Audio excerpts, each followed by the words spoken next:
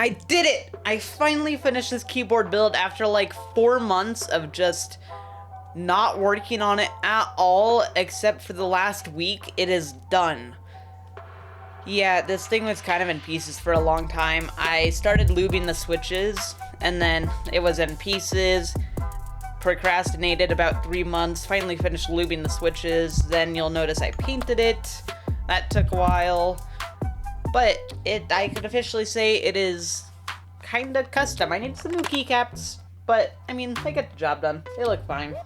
I also posted a short yesterday, so I'll put it in the iCard somewhere. It's on this thing. This is the donut knife by Boker, and it is a automatic pocket knife, and this thing is beautiful. I got it on International Donut Day. It's a donut knife. It is hot pink. What more could you ask for? What more could you ask for?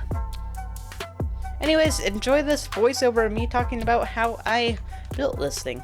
Alright, so to start off, I had my dad use a heat gun to heat up the feet to remove the feet from the keyboard off the keyboard so we could spray paint it. Also, don't heat up that battery. Obviously, it's a battery. Then I made sure to sand the whole thing and just get every last bit of it sanded because we're going to be painting this whole thing gold, as you can see. And we are also going to be painting the plate a matte black. I love how this gold turned out. It turned out great. And the matte black turned out, well, matte black. As you can see, it looks good. And now for parts, we have our case, our plate, our PCB, which you can see right here. And we also have the daughter board for the USB-C ports, or port, because there's also 2 USB-A ports, as this keyboard can also act as like a battery bank, basically. And then here we also have like our gold keycap, some screws. We are missing a couple, but it'll be fine. A dongle for the 2.4 gigahertz, some stabilizers, and a lot of switches. These are all Gateron Brown switches, and also in the final build, the page up and page down don't work because I ran out of switches that worked. I bent too many pins. Was able to bend some back, but just couldn't get the 2 to work. So 66 out of the 68 keys work at the end of this build.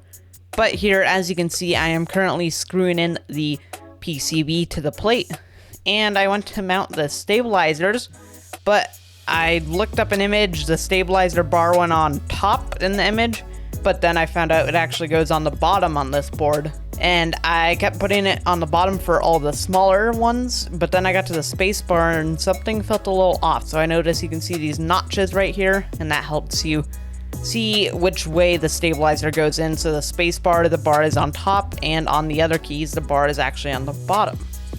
Just an interesting thing to note that I realized when building this board.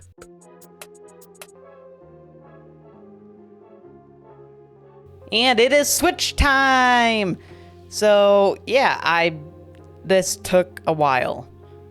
But eventually I did get them all installed, with only quite a few causing issues. A lot of the cases ended up not being fully snapped in. That was just from when I took them apart to lube them, but just a quick little snap and they were good to go.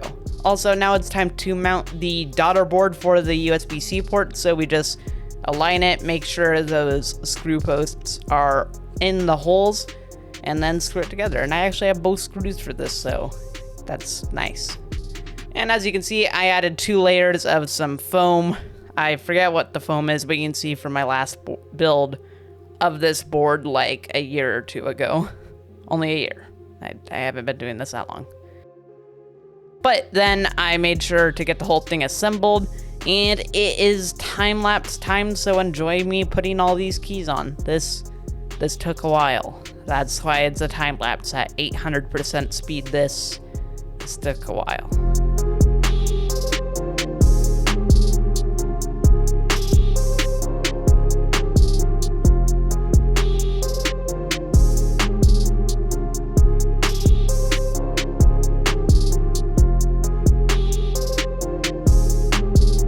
And also, as you can see, I put red O-rings on all of the switches. Those were still there from the last time I built this keyboard. We have the finishing touch, the gold keycap. I love it. The gold keycap matches what is now the gold case. So happy with how this build turned out, with pretty much just being a quick DIY project, not really adding too much, just lubed the switches, painted it up with some spray paint from the hardware store, and it was good to go. Anyways, that's gonna be it for this video. I didn't post last week because I was just super sick and I sounded like crap and didn't really feel like having the stress of a video, and especially a big one like this that takes a lot of work. So yeah, I decided to take a day off. Well, really like a week off, but whatever.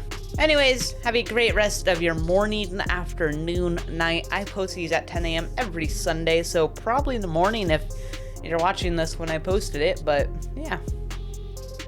Peace.